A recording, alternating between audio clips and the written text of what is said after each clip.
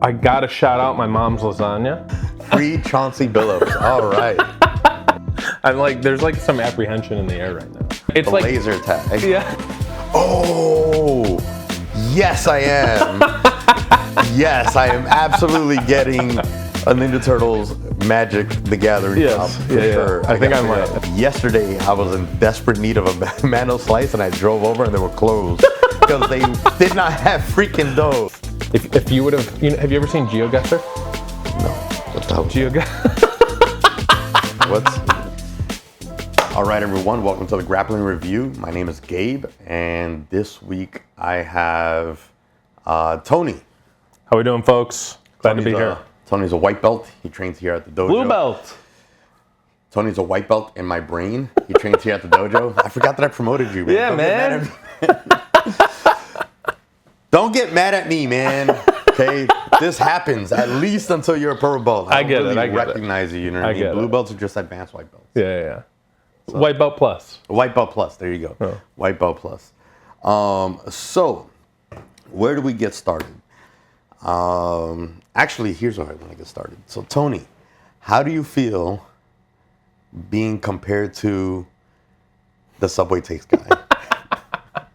I get it. I think, so for me, it's part of my theory that being a Sicilian American, it's just, I'm any person that looks like they could come from the Mediterranean region. I guess, but it's not just that. I actually think it's just like the topics that we kind of get into on the mat, okay? The laugh that you have. Yeah. Even your tone of voice and stuff like that. I don't know, like for whatever reason, and it actually kind of took me a while. Because I would see you, I would talk to you, and I'm just like, man, this guy freaking reminds me of someone. And I have no idea who it is. And it's just like, and of course, like one day I'm just on Instagram and I see this guy go like 100% agree. And I was like, oh my God, that's Tony. Yeah. I get it. I think there's something there. He's got like the curly hair, the boisterousness. Yeah. Mm-hmm. I think you had like more of like a bit of like a bigger do. Yeah. You know, when you first started training at the dojo and stuff. Like well, it goes in waves. Like sometimes I'll have just like, I haven't had this in a long time, but sometimes I'll have just like a skin fade, or like a fade mullet. But now it's just like I'm letting it really take its own shape sometimes. But yeah, I mean the laugh is something that like people recognize immediately. Yeah. Ama told me recently that it reminded her of Chucky. Of Chucky? Yeah. When we were playing Magic, she goes, I think your laugh reminds me of Chucky. That's right, actually. She did say that. And then she was playing the audio. Interesting. I don't know if I can see Chucky. Now I can see Chucky right there. That's like the chuckle, but then the real like cackle is like, it's like loud. All right, so the Subway Takes guy is like, it feels like such a like New Yorker thing. Mm-hmm. It's he's on the subway and all that stuff. Are you from here? Actually, I don't think we've had this kind of conversation. I know you. Where did you start jiu-jitsu again? Was it? So I started jiu-jitsu in Texas, Austin, Texas. That's right, Paragon, right? Yeah, Paragon Academy in Austin, Texas. I trained there for about a year, and then I moved to New York from Austin. But I'm originally from a suburb of Detroit called Clinton Township. That's right. So I grew up in northeast Detroit, moved down to Texas. I liked Texas enough, but it was like far from home. New York isn't exactly around the corner from home. Right, but like, okay, so I have a German Shepherd. She can't fly on a plane, so if I want to drive home with her, like for Christmas or something, it's 25 hours from Texas, and it's like 11 from Really? Here. Yeah. It's like double the distance. Oh, interesting. And the drive is awful. You're driving through, no offense, but you're driving through, like, the turnpikes on Kansas and Iowa are like, it's not like you're driving through, like, cool parts of Kansas. It's like, if you're on that turnpike at night, you look to the right, and it's like your car, and then it's like a black abyss. Oh, I thought you were going to tell me like, it's a terrible drive because you get pulled over or whatever. No. If you're at night, you can't see anything aside from your headlight. So it's like scary, but also it's just like you're staring into an abyss for 8 hours. I mean, that's just kind of middle America. I mean, that's really like driving around Texas when you leave the cities. I lived in Austin as well for a bit. Didn't train jiu-jitsu out there, but do know that Paragon is super dope. I love that place, man. Yeah. One of the things, like when I come to New York, I took like 6-8 months off of training in general, and I was like, okay, time to go back to jiu-jitsu. I'm like missing that part of like itching my brain. And I checked out a few places, and it was like, okay, this place feels similar. It's like, I don't know. I like that. I don't know. To be like, I don't know, just the stylishness. They felt, the dojo and Paragon felt similar to me. I guess I've never trained at Paragon, but I feel like that's the vibe that I get from Paragon Jiu-Jitsu. So yeah, if you're in Texas, go visit Paragon and stuff. Love that place, man. I've only heard amazing things from there. So, what got you into jiu-jitsu exactly? So, I was telling this story to Josh. And also, tell me a little bit about your time in Austin. Yeah, I love Austin also. Austin's awesome. So, for starters, what got me into jiu-jitsu? So, I started wrestling when I was in 8th grade. I loved basketball. It was like, I liked football, but I loved basketball. You know, Pistons fan growing up, watched Chauncey Billups, free Chauncey Billups. I watched Chauncey Billups. Free Chauncey Billups. All right. We're definitely going to, somebody's been placing some bets. Gambling a little. No, I hate gambling. I just never, I tried one time and I lost, and I was like, why would I do this? Yeah, that's Chauncey Billups' defense right there. Right. What are you talking about? I hate gambling. Yeah. I grew up watching Chauncey Billups, Sheed, man, Ben Wallace. And then I didn't make my 8th grade basketball team. I was like, at that point, I was like 5'1", 106 pounds.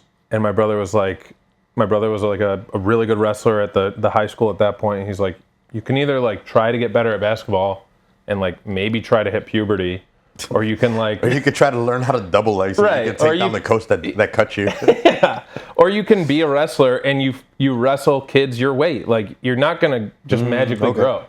That's true. And so it like took me a little bit of time, and I was like, I don't want to just give up at the first like sign of failure. Like, I was a good basketball player. And he was like, I don't know, I think you should do it. So it took me Your brother was like, I don't know, I think you suck. Yeah, right? Like, I don't think basketball's for you. Because both of my brothers grew up like liking basketball and got cut. And then my oldest brother played soccer, and then my middle brother was like, I'm gonna play, because none of us were like fast. We weren't like that type of athlete, but we were still athletic. We still had like strength and stuff. So he's like, you gotta wrestle. So I went to one wrestling class at the youth program there. And I was like, I effing love this, man. Like, it was awesome. And so I just like dedicated the next 4 years. But honestly, like, did you compete a lot? Yeah. I competed. I wrestled. Like, how far did you go competition wise, as far as like? So I was all county my senior year. When it came time to states, I was like right on the cusp. I had beaten 3 guys that were all state throughout my senior year. Mm-hmm. And I was like 41-11, I think, that year, 41-10 maybe. And I wrestled a guy on my team in the blood round, and he beat me. The blood round? So the blood round is I'm not a wrestler at all, so I have no idea what that is. Blood round is terminology for win and you advance, lose and you go home. Oh, death match. Yes. Okay. So I'm in a death match with this dude. He goes to my school. He's 2 years younger than me though, but he's like he had been wrestling for 10 years, whatever it was. Maybe not 10, but he had been wrestling for a long time. Really good, and he beat me 3-1, and it was just like earth shattering. So I didn't end up going to states. Like, my dreams of being all state were gone. But it was like, it is what it is. This guy is a really good wrestler. He ended up going on to being all state his junior or senior year. Very good wrestler. But anyway, I had cut so much weight my freshman through junior year that I was like kind of done. I didn't want to do like the club wrestling when I went to Michigan in college. I was like kind of sick of that. When I got to Austin, I started Muay Thai. I did Muay Thai for 3 years at a place called Austin Kickboxing Academy. That place is awesome, man. Really, really strong male and female coaches. It's actually the people that own it are husband and wife. And one of the head coach, I think they're both actually black belts too in jiu-jitsu. Anyway, did Muay Thai for 3 years. Didn't like getting hit in the head, so I was like, I'm gonna go back to grappling. you're like, man, I just want to double leg this guy. But it's funny then. The double leg is the answer to all your problems. Right. But it's funny then because then when I get back to jiu-jitsu, it's like I have this philosophy of unless I'm really competing, I'm not gonna wrestle. Okay. Because if I use wrestling as a crutch, I'm not gonna learn jiu-jitsu.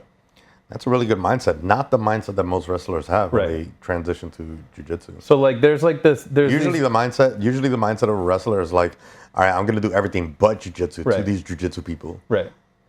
And I think that if you're going to learn an isolated art like jiu-jitsu, leave the experience that you have at the door and treat that art as itself. And then if you go to compete, then bring in the extra experience. Yeah, you can bring in everything else that you have. That's a good take. Yeah. I like that. That's a really cool take. Good way to good story about getting into jiu-jitsu and stuff. Which again, a lot of wrestlers do transition. I think now a lot of wrestlers are kind of transitioning to jiu-jitsu just because, it's my thought that, rather it's my reasoning behind having a wrestling program here. It's that I think wrestling programs as a hobby is going to be the next wave of this industry. Because when you wrestle in high school and college and stuff, once you're done with that, like, that's it. There's no other wrestling outlet, which is why you have so many wrestlers that get into jiu-jitsu. People still want to wrestle. It's a hobby. It's a passion. And so what else is there outside of jiu-jitsu where you get to tap into that wrestling background and that love for wrestling and stuff? So, again, it's the reason why I started the wrestling program, because I want to give, former wrestlers that chance to be able to still be involved with wrestling, even though they're not in college or high school and stuff. But also people that have always wanted to get into wrestling that never did, like myself. I went to a private Catholic school growing up, and we didn't have a wrestling program or anything like that. So I didn't discover what wrestling was, until, I was an adult and stuff. I mean, yeah, I knew what wrestling was just from like media and stuff. But that wasn't like a New York thing. Like in New York, you didn't really have wrestling like that, Yeah. So it wasn't really widespread, especially here in the city. And I feel like I wish I had done wrestling at some point in my life after getting into grappling, into jiu-jitsu. And so I'm sure that there's other people out there that wish they had gotten into wrestling as well, which is why we started the program here and stuff. Yeah, and even like I've noticed people that have never wrestled before that I'll see at the wrestling program that come back to jiu-jitsu, and I'll ask them, I'm like, did you wrestle in high school, this and that? And they're like, no, just Kenny's class. And it's like, they're the level that they gain from going to Kenny's class is like, and then Issa's judo, it's like that, the integration of all of those things make them such better grapplers as a whole. Yeah, absolutely. I think that like to be a true grappler or a true martial artist, you have to like do the Bruce Lee method, which is, study everything, take what works, discard what doesn't. But you have to first experience everything. Yeah. And as opposed to kind of just like following one path or one method, which is not wrong in itself if that's what you want. Like, okay, I'm only going to do jiu-jitsu. I'm only going to pull guard. I'm only going to do arm bars. That's fine if you want to limit yourself. If you want, whatever floats your boat. But I think that the best method is first to expose yourself to everything and just keep what works, discard what doesn't. Yeah. That includes wrestling, judo, gi and no gi variations and stuff. So there was a coach of mine in my youth that would say, in my youth. Yeah, I mean, I was 14, 15 at the time. I guess maybe that's not youth, in my teens. He would say like if you only wrestle from November to March, and then you're not taking advantage of Greco and freestyle in the off season, like you're not going to be. There are things that you experience in Greco and freestyle that you don't experience in folk style that will help your scramble ability, your throws, your ability to stay on your stomach in folk style that's kind of where some of that philosophy comes, where it's like when you're doing freestyle or Greco, you're doing freestyle and Greco, but that can still inform how you wrestle. Yeah, no, absolutely. I mean, like, every experience is going to help you be a better anything. Yeah. Whether it's, on purpose in the face of it. Yeah. Or, or not. So, yeah. So that's cool. So now, how'd you end up in New York? Yeah, so when I lived in Austin, going back to Austin now. You met Zoran and you decided that you wanted to campaign for him. Yeah, I did donate to his campaign a few times. I was too lazy to get out and door knock, but I did donate some money. I figure if you're gonna espouse a candidate and you're not you don't feel like going and door knocking, at the very least, give $50 here. Yeah, do $25. Do something. Put your money where your mouth is. So anyway, Austin, I got a job in tech when I graduated college. And originally I wanted to move to Chicago. So my oldest brother has lived in Chicago for 15 years. I love that city to death.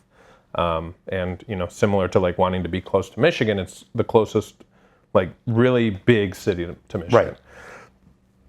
So I love Chicago, but I got a job offer in Austin, and I was like, we'll see what happens. One of my best friends was going to UT Law, and so he was like, just come down to Austin, hang out, see how you like it. And I was like, okay, I'll go down there. I'll do like a 2-year thing. I'll see what it's like.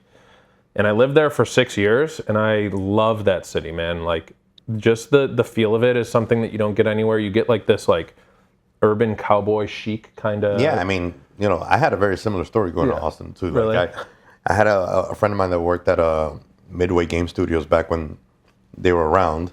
And it was a high school friend, graduated, went over there. I was living in Pennsylvania at the time. And he was just like, yo, come down, come visit. And in my mind, I was just like, there's nothing for me to like in Texas because I'm thinking cowboy boots, cowboy hats, a bunch of rednecks and the whole nine.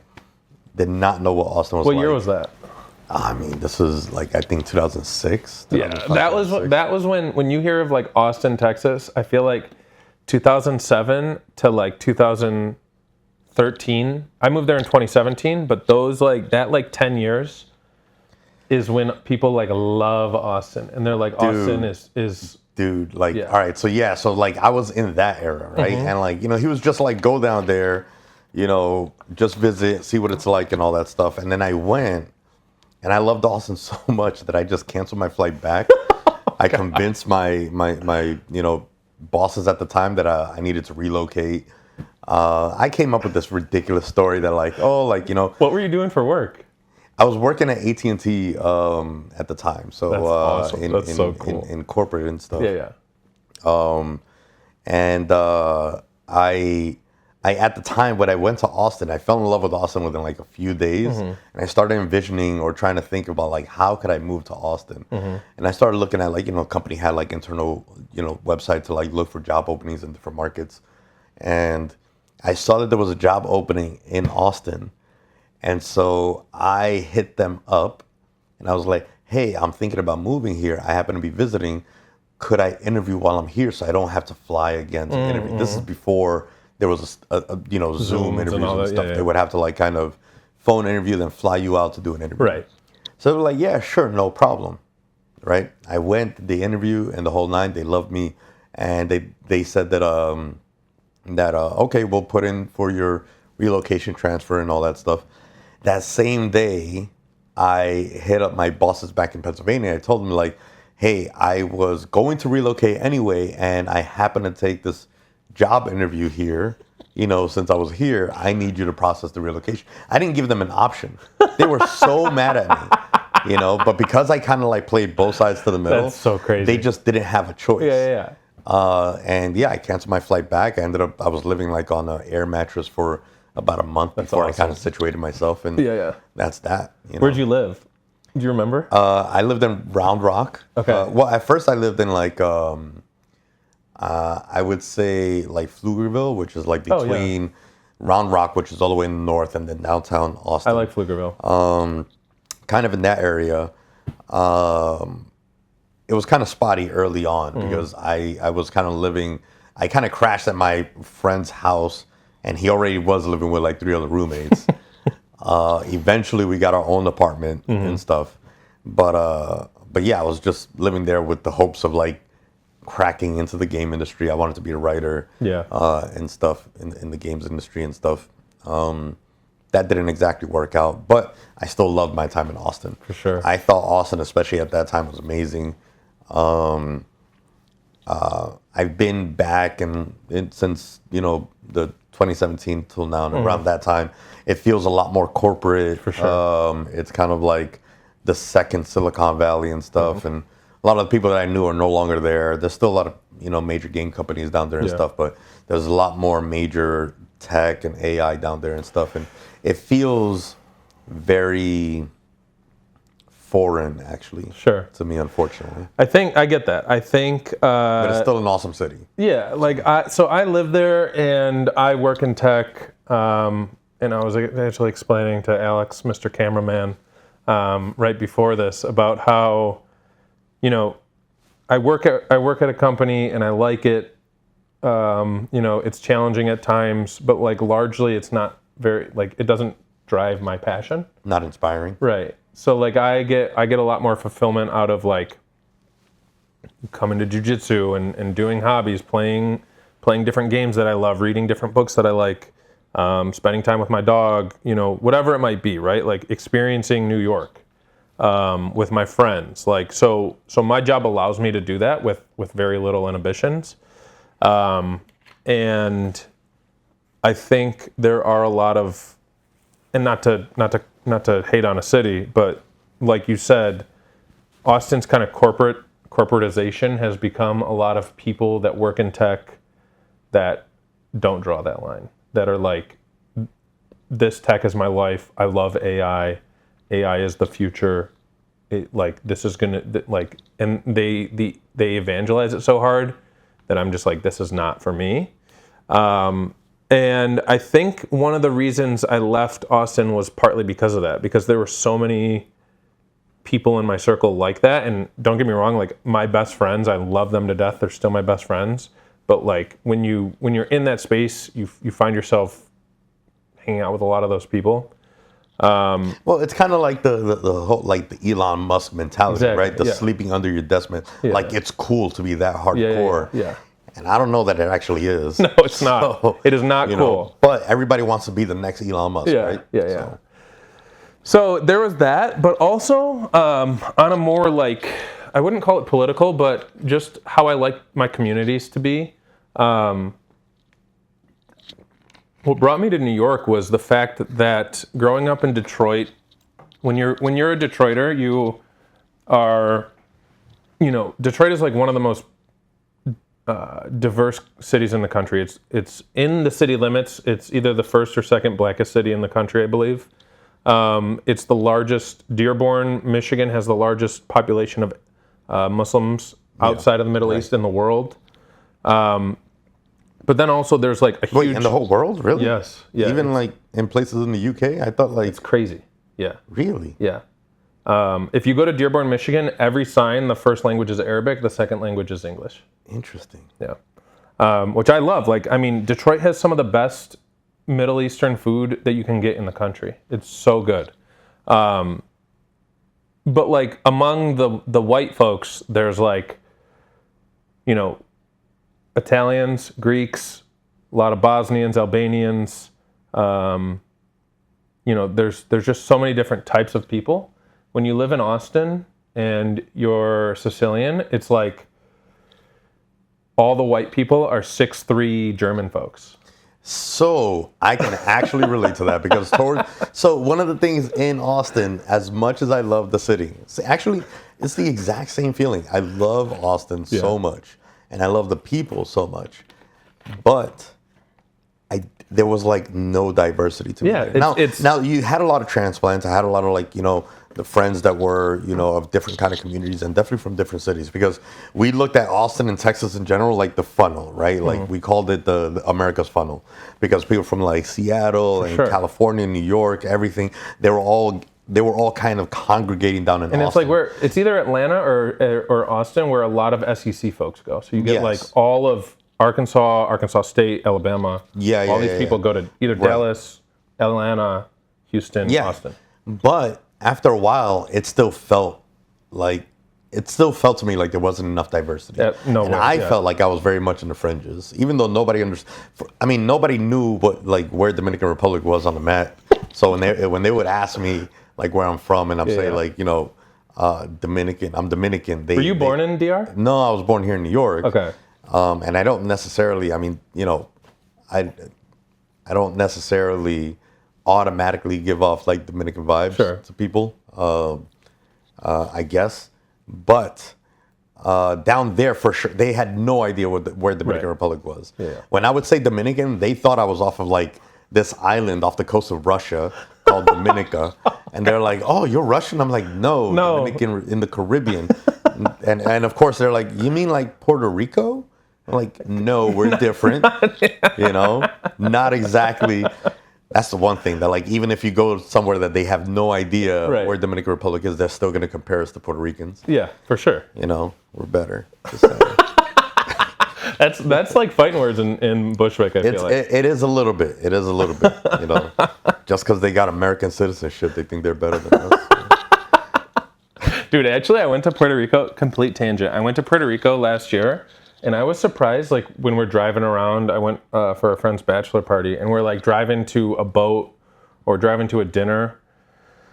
And there were parts where I'm like, this is just America. This is Florida.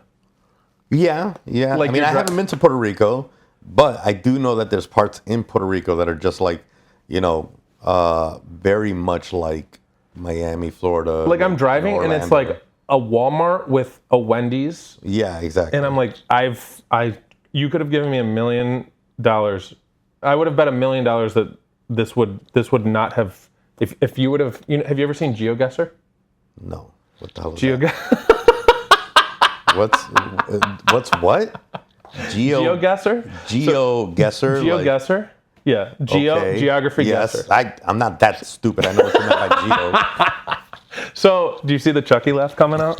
So GeoGuessr is you get like a picture, and you can like maybe turn it around or like go up and down the street, and you have to guess where it is. Oh, okay, yeah. So what I'm saying how was I supposed to? So what I'm saying is, if you would have given me a GeoGuessr of this image in Puerto Rico, I wouldn't have been able to ever guess that it was in Puerto Rico. I would have guessed like every city in America. I guess so. I guess that is true. I'd wonder how many Puerto Ricans here know that there's a Walmart in Puerto Rico. Right. It's crazy. Interesting. Anyway, so yeah, back to how we got to New York. How we got to New York. So I'm in Austin, and similar stories, right? Like, I love it. It's really cool. But just like there are parts of Austin that I don't feel at home at. Like, multiple people are like, "You're the first Italian I've ever met." And I'm like, same thing. I'm the first Dominican. Right. Yeah. That was my circle. Right. And like, Italians are so ubiquitous at certain places in the north. Detroit, Chicago, obviously New York and New Jersey, Boston. There's so many Italian Americans. And so I was like, okay, I want to move to a city that's like truly metropolitan, that has its like where there's black and Hispanic folks, but like where the white people's heritage is intact, you know? And so let me go to Chicago or New York. And I had so many friends here already. I'm like, let's go to Chicago, or let's go to New York. Because like in Austin, it's like, you know, where do your grandparents come from? Where do your great-grandparents come from? And they're like, oh, we came over here in 1820 to like be potato farmers in Lubbock, you know? It's like, it's just like, it's a different American experience. And yet you still didn't vote for Cuomo.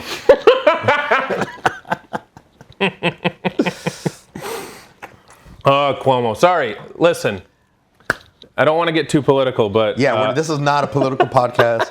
Let's not make it political, but the election just happened. Yeah. And you're talking about like, oh, I wanted to go somewhere where there's Italian Americans. Listen, I couldn't not bring it up. I love my fellow Italian Americans, but beyond political opinions, I think 13 sexual harassment allegations should disqualify you from public office. I mean, that it feels like it's a no-brainer. Yeah. But in this day and age, it's kind of like anything goes. Right? Yeah. No, it is, and it's beyond political opinion. I think the good guy won.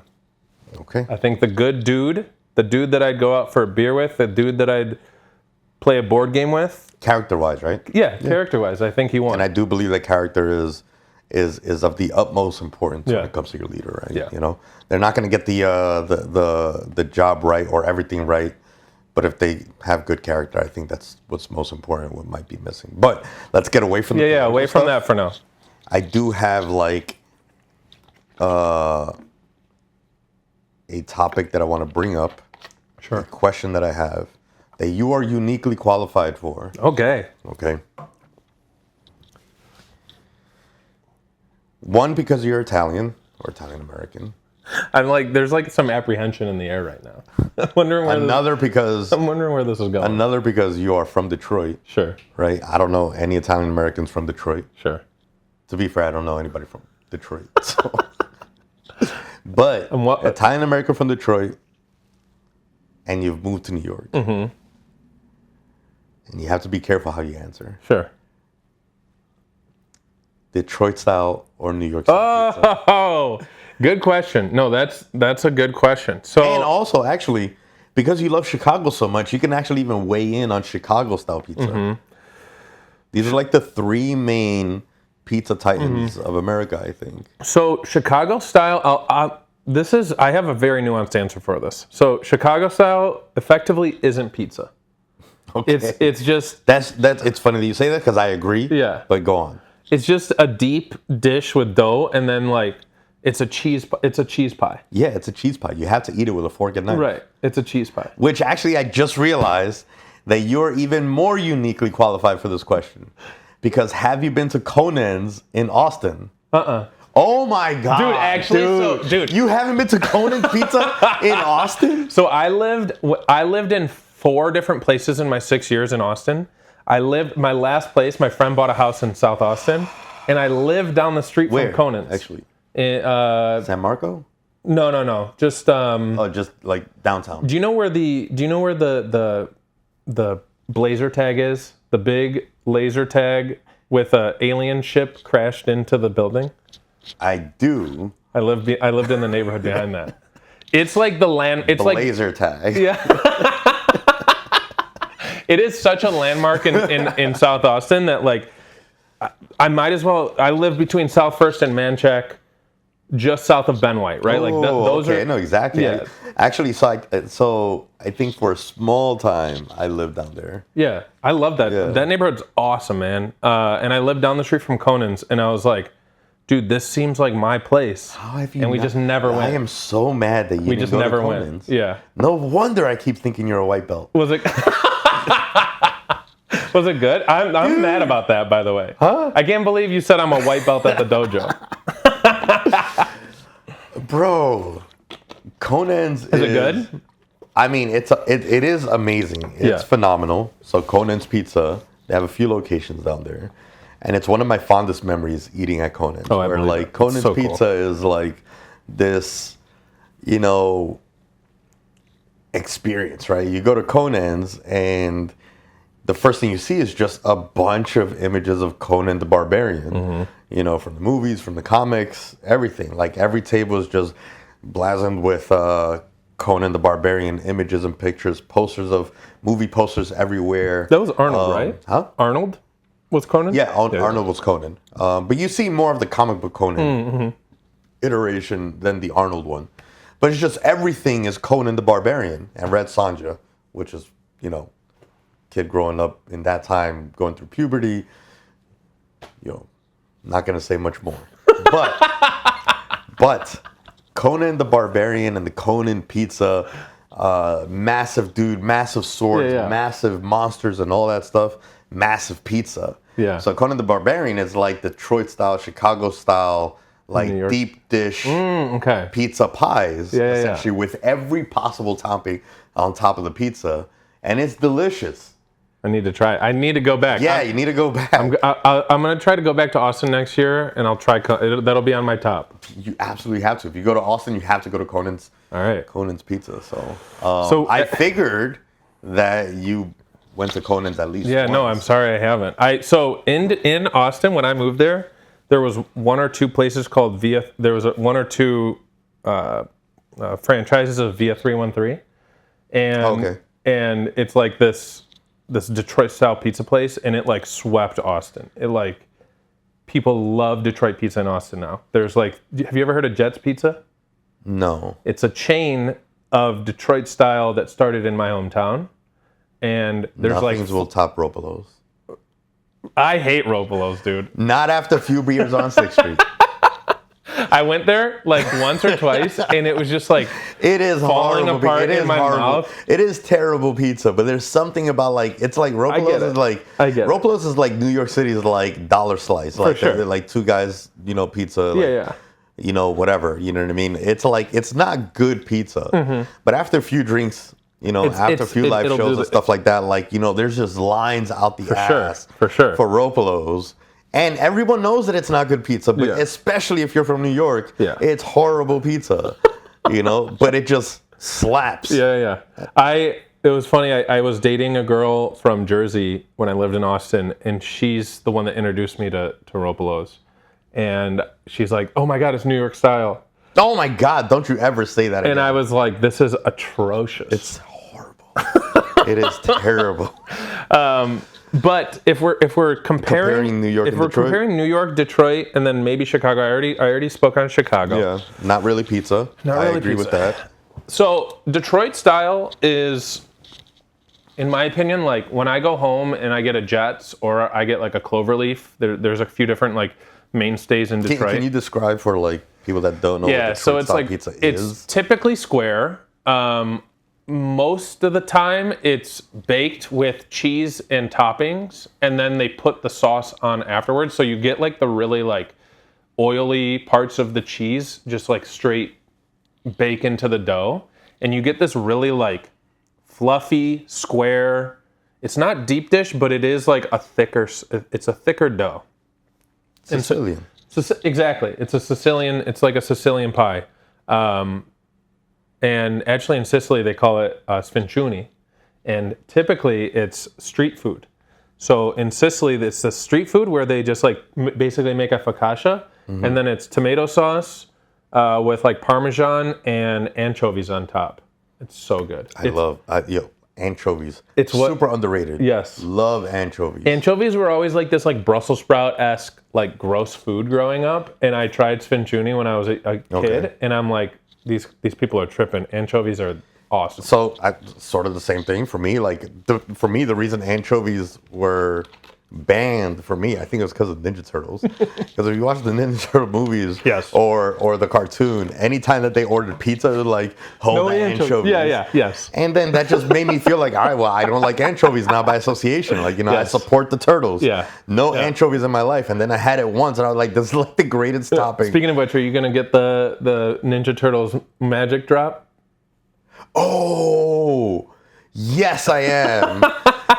Yes, I am absolutely getting a Ninja Turtles Magic the Gathering drop for sure. I think I might have to. Absolutely, we have to. Or I'll get it from my brother. It's got to be like 4 different commander decks with each turtle. Yes, my brothers. So I was born a little after the craze of Ninja Turtles. I feel like they were like late 80s, early 90s. Yes. And I'm like, I was born in 95. I started watching like those types of cartoons. Like at like 99, 2000. But I grew up playing the Ninja Turtles Super Nintendo game. Okay. And so like I love the Turtles. But I never like watched the cartoon that much. You should go back to watching the cartoon probably at some should. point. Yeah. You need to see the live action movies if you haven't. Yeah. Okay, and we need to finish the conversation on the pizza. Yeah. So, okay, so here's the thing. Detroit style is like my home. I love it. And when I get like a slice of Jets, or like when I go home and I have a square deep dish, it's so good. It's so decadent. And it's like you're eating like basically it's like a big, even a fluffier focaccia. Mm-hmm. New York style is, so here's my take on New York style. 95% of New York style pizza is the thing that makes it so good, and the thing that makes a lot of New York like staples good is its availability.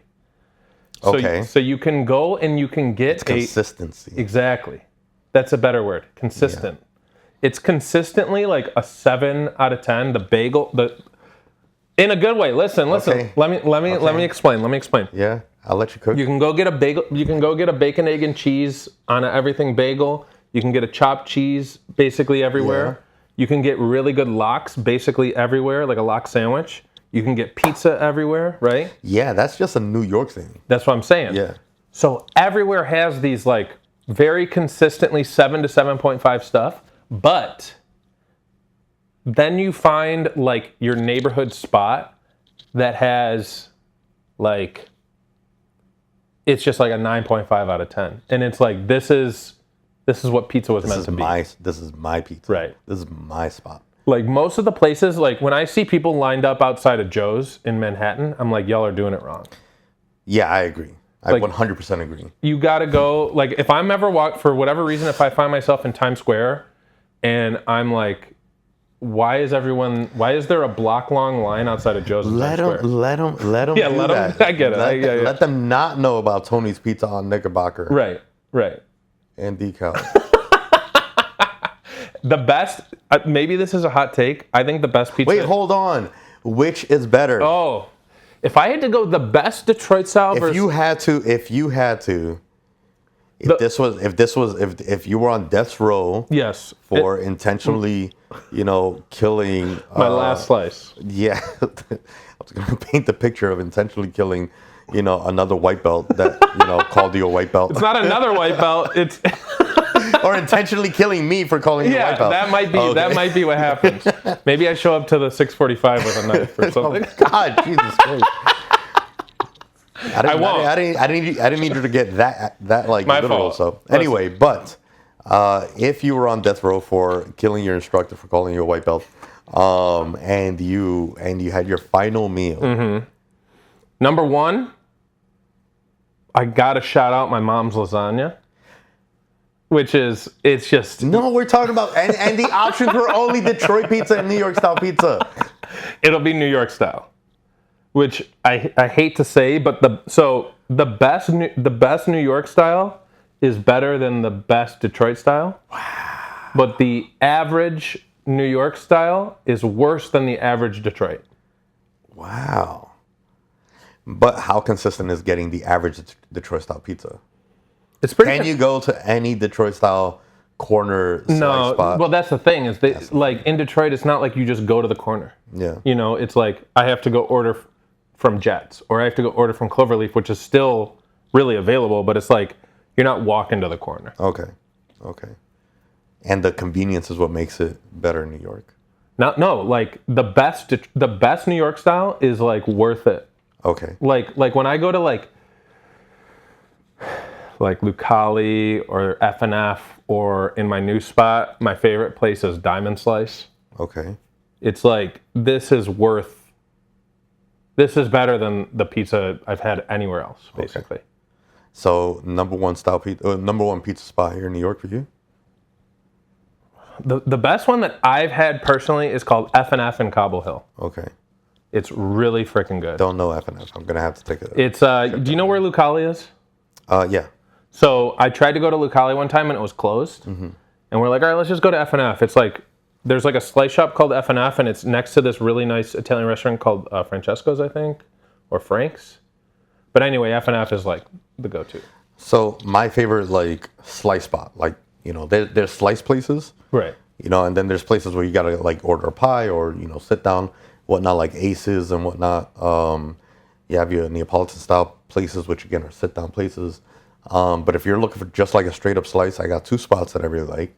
3 really. So that they're kind of like my local spots, right? So you got Tony's on Knickerbocker and DeKalb.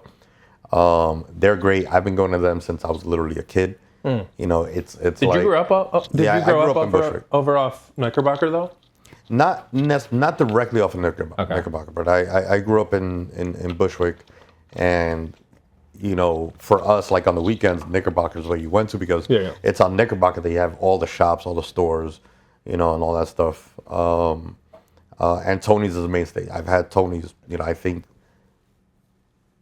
it's like, to me, Tony's feels like the first memory I've ever had. I believe that, yeah. That's how far back.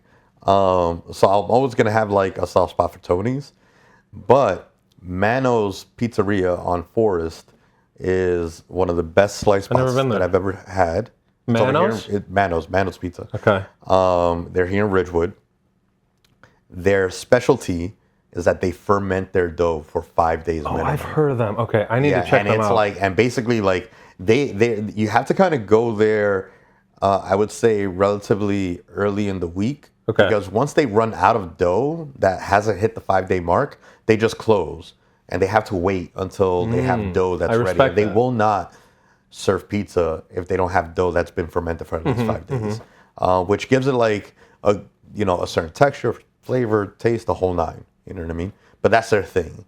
And my favorite slice there is the Minucci, which is like this, you know, sausage and pepperoni sliced with hot honey on top. It's freaking amazing. I'm about to go get me a slice of pizza after this. My only issue is that yesterday I was in desperate need of a Mano slice, and I drove over and they were closed because they did not have freaking dough. That's messed ready. up, man. So it's really annoying, especially when we talk about this whole consistency in New York thing. Yeah. So my backup spot is San Remo's, which is on Myrtle and Cypress. Okay. Right in the corner. So these are all Ridgewood then? These are all Ridgewood over Those here. two. Yeah. Well, the thing is, I'm a neighborhood guy. You know what I mean? Like, there's places that I like to go to that I'll drive to and whatnot. But, you know, for me, I think like the best slice is the one that you can get like on the way home. For sure. San Remo's is one that I discovered not too long ago because they do this one specialty thing that, and I hope, you know what? It's almost like a little bit of a secret to me, but it needs to be on more pizza. It's just a regular slice of pizza, you know, that you get anywhere else. But one thing that they do is that on beneath the dough, like when they put it in the oven, they throw like breadcrumbs in the oven, and then they put the pie on top or something. So this way, when it comes out, you have this texture on the bottom side of the slice. That sounds really good. That gives you a little bit of a crunch and a different type of texture, and I love it. It is so good. It makes the slice. It elevates a basic ass slice to something that I've never had before. It's like a blizzard. I guess, yeah. It's like putting Oreos in your ice cream. Yeah, kind of. Yeah, that's exactly what it is. Like, you know, like these are just breadcrumbs. Yeah. You know, but now that it's on the bottom side of a crust of a slice, it's like a savory. Yeah, it's so good. It's like a savory crunch. Yeah, absolutely. And shout out to your mom's lasagna, dude. I love every time someone's like, "What's your last meal on death row?" It's like number 1, mom's lasagna. Number 2, whatever we were talking about. I can't not shout it out. All right. On that note, I better get my own dish of lasagna from your mom's. I'll drive if she makes it every Christmas Eve. Ooh. If I'm driving home for Christmas, I'll drive back with some. All right, my man. I think we're gonna call it there. That was a good combo, I think. Thank you for stopping by. Of course. I hope that this isn't the last time that we do. This is fun. No, I would like to do this again. I like this. Yeah. All right. Anyway, if you liked the episode, thank you guys for listening all the way to the end. Don't forget to like, rate, share, and subscribe. Until next time, peace.